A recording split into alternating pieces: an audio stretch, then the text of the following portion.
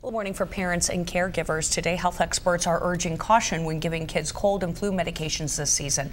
They say children under the age of 6 should not be given over-the-counter cold, cough, or flu medications. The Food and Drug Administration says such drugs can have serious side effects such as hives, drowsiness, difficulty breathing, even death in some cases.